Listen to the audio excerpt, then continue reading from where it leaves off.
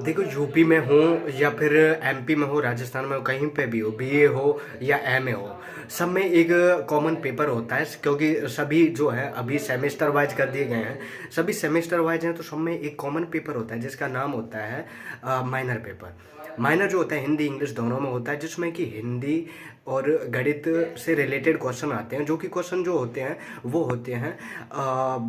एक तरीके से जो हमारी कार्यालयों में यूज होती हैं, वो कंप्यूटर हिंदी उससे रिलेटेड होते हैं। तो उसमें आता क्या है कि देखो, बेसिक जो है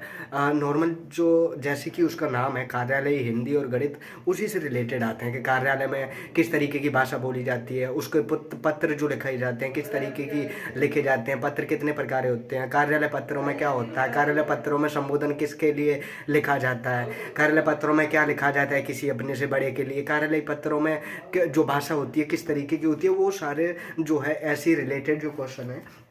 वो पूछे जाते हैं। 100 क्वेश्चन रहते हैं जिनमें से 60 के हमें आंसर देने होते हैं। वही एक मेरे पास जो मॉडल पेपर डला हुआ है, मैं उसी को अभी 2023 का लेटेस्ट है, एमए में भी यही आया और बीए में भी यही आया, बीएससी वालों का भी यही था, सबका यही था सेम। मैं इसको एक बार बता देता हूँ, एक बार आप लोगों को ये पता चल जाएगा किस तरीके का आता है। एक आध क्वेश्चन देख लेना बस, क्वेश्चन जैसे ही देखोगे आप लोग सॉल्व कर दोगे।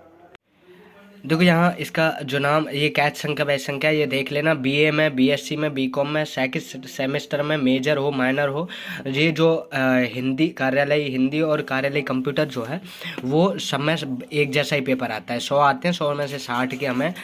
जवाब देने। जैसे इसको कोड की मान्यता कब हुई, कंप्यूटर डाटा की सबसे छोटी इकाई क्या है, मैंने जो चिन्ह लगा रखे हैं, जैसे निम्न में से कौन सा इंटरनेट संबंधी पद है, सॉफ्टवेयर क्या है, बीसीसी का अर्थ क्या है, इंटरनेट की फुल फॉर्म क्या, कंप्यूटर को इंटरनेट से कौन जोड़ता है, कंप्यूटर सिस्टम के किस भाग को भौतिक रूप से स्पर्श किया जा सकता है। मतलब ऐसे नॉर्मल तरीके से अगर कंप्यूटर पढ़ रखा है तो आप नॉर्मल आसानी से दे सकते हैं, नहीं पढ़ रखा है तो भी दे सकते हैं। वेबसाइट को किस नाम से जाना जाता है, कंप्यूटर के लिए आईसी चिप बनाने में क्या लगता है, भारत की राजभाषा कौन सी है, कंप्यूटर पर टाइपिंग कितने प्रकार की होती है, अरसो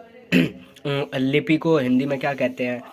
वर्तमान में कंप्यूटर पर यूनिकोड आधारित हिंदी टंकण के लिए कितनी विधियों का प्रयोग किया जाता है, टंकण शैली क्या है, शोध के चरण क्या हैं, परिकल्पना का शोध क्या है, पावर पॉइंट क्या है, पीपीटी के अंतर्गत पेज को क्या कहते हैं, प्रेजेंटेशन की स्लाइड तैयार कैसे की जाती है, शोध प्रबंध चित्र का, इस तरीके के क्वेश्चन है।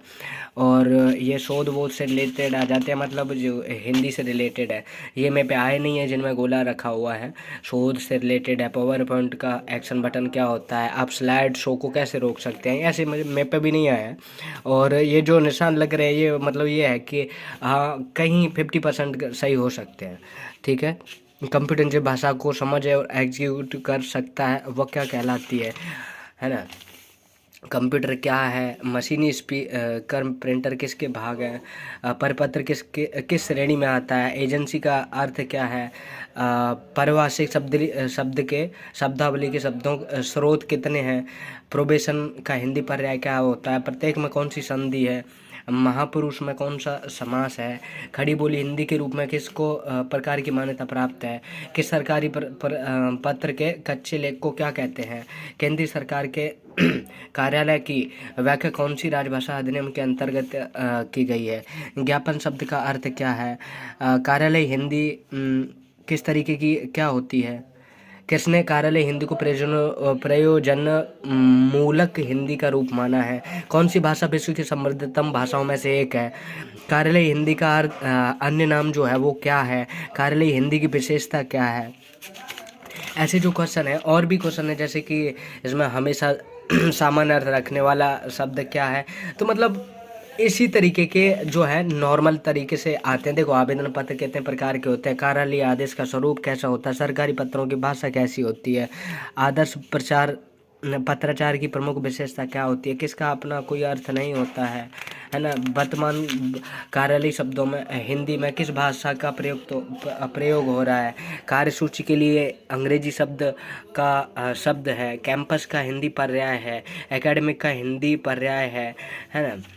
अब परिपत्र में से निम्न में से क्या नहीं है, शीर्षक कैसा होता है, क्या होता है, क्या कैसा होना चाहिए, इससे रिलेटेड है। कौन सा पत्र जो है 100 से अधिक संख्या में किसी को भी भेजा जा सकता है, अधिसूचना का प्रकाशन कहाँ होता है, पत्र व्यवहार क्या है, टिप्पणी मुख्य से कितने प्रकार की होती है। अब इसी तरीके से देख लिया आप लोगों ने, और देख लो एक आध लास्ट में, जैसे कि निम्न में से कंप्यूटर का मस्तिष्क किसे कहते हैं, कंप्यूटर जनक कौन है, और ईमेल भेजने के लिए क्या मेन चीज़ है, ईमेल द्वारा ईमेल द्वारा भेजा जा सकता है, क्या भेजा जा सकता है, कार्यालय पत्रों में प्रतिवेदन प्रयोग के कितने अंग होते हैं। मतलब आप लोगों को ये सब को समझ आ गया, ठीक है, कि किस तरीके से पेपर आ सकता है और आता है। क्योंकि देखो ये जो पेपर है वो आपके सामने है, किसी भी तरीके का, किसी में भी है, बीए में, बीएससी, बीकॉम या फिर एमए में, तो उनमें यही पेपर आने वाला है। इसी तरीके का आएगा, पैटर्न यही रहेगा, यही रिलेटेड क्वेश्चन रहेंगे, कुछ क्वेश्चन इसमें से भी आ सकते हैं। तो आपको इसी तरीके से कि कार्यालय हिंदी जो है, अगर आप पीडीएफ में भी पढ़ लोगे विकिपीडिया में, तो भी पास हो जाओगे, ठीक है। ऑल द बेस्ट, अपना ध्यान रखो, जय हिंद।